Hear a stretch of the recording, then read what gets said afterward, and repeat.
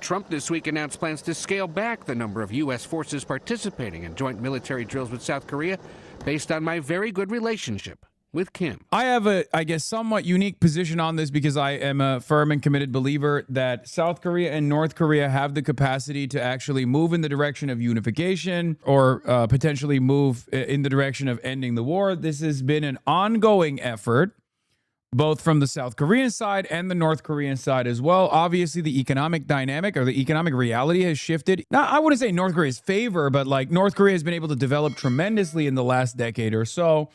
So at least they have a little bit more leverage in the process. So they might be moving a little bit differently. Been seeing a lot of confusion and misunderstanding from both anti and pro-Korean folks on this. So I want to put some things in perspective. One, Kim said nothing has changed because that's literally true. The U.S. still maintains wartime command over the U.S., UN, and ROK militaries. This is a very important part of the story for the record. In all of its existence, the ROK military, Republic of Korea military, has never been commanded by a Korean. That is a fundamental issue. The Republic of Korea does not control its own military. It is controlled by the Americans. It is another relic of American colonialism. Both sides have sued for peace at multiple points over the decades, sometimes even at the same time or even jointly. So this isn't a new development either. The U.S. has blocked it every single time via its aforementioned authority on wartime command. The U.S. is also hostile to the Inter-Korean Peace Process. 2018, DPRK and ROK signed the Panmunjom Declaration, committing to officially ending the war. Months later, the U.S.-led UN command blocked development of the Inter-Korean Railway. So this is what I was talking about when I said that at the time, Donald Trump did the exact same thing under Trump 1, where he was like, we are de-escalating. We are no longer going to do military exercise in the Korean Peninsula, right? So at the time, I was in defense of this because I was like, good. This allows the South Korean and North Korean leadership to get together and potentially manage some kind of peaceable resolution, or at least start implementing some kind of peaceable resolution with the hopes of unification eventually. The problem is, of course, America, the American NatSec side never allowed that to happen. The State Department had no grand ambition, no interest whatsoever in allowing this to happen. The slogan for reunification has always been, Korea is one, and while the country originally was one, after both sides underwent post-war reforms in opposite directions, the official unification plan has been one country, two systems type. Trump says this is costing the United States billions of dollars. Democrats are saying he's shaking down Republic of Korea demanding payment. Both sides are wrong. Republic of Korea has always owed for U.S. presidents, not a Trump thing, and it's always been profitable, not costing billions. So Trump is lying when he says it costs us billions of dollars, and I guess liberals are lying when they're saying it's a shakedown. You know who else did that shakedown? Joe Biden, as a matter of fact.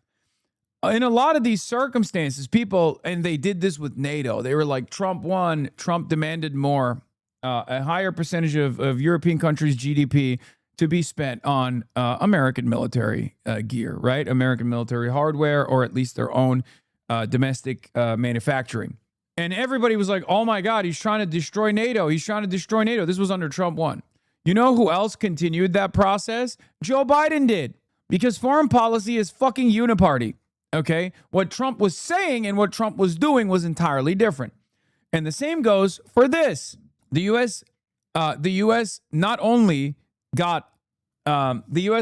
is getting money from Korea for hosting their, for keeping their tripwire force of more than 30,000 soldiers there. But also on top of that, Trump has demanded more payment from the Republic of Korea, and Joe Biden also did it. It is a colonial holdover, and any kind of de-escalation from American involvement, American direct involvement is good.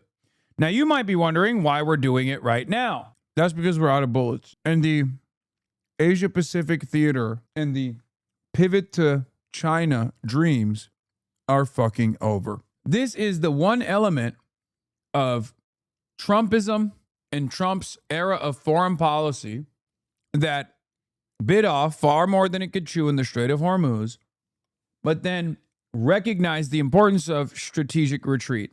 Liberals must also recognize the necessity for strategic retreat and was set the conditions for how this strategic retreat will take place. It should be left up to us on how we reduce our military, our military footprint around the world. We should have a say in this process. But anyone who looks at the situation in front of us right now and still thinks that American military supremacy, American hegemony will continue is delusional. They are delusional. Now, Trump's attitude here is to hyper-focus on the Donroe Doctrine, Latin America, the entire continent of the Americas, all the way from Alaska and Canada, all the way down to the southernmost tip. America wants to retreat as well and then reinforce its hegemony in just the Western Hemisphere. For me, from my attitude, from what I believe, I think that we shouldn't be doing that either. We should be retreating across the board and focusing on rebuilding our nation. What's important to recognize here is that America retreating from South Korea is being presented by a lot of liberals as a terrifying prospect and about how like North Korea is going to fucking invade militarily South Korea and destroy South Korea. I am not so certain of that reality. I feel like it's more so liberal fear mongering, and I see it as reinforcing jingoistic sentiment. But once again, shouts out to Israel for accelerating the demise of American military supremacy around the globe.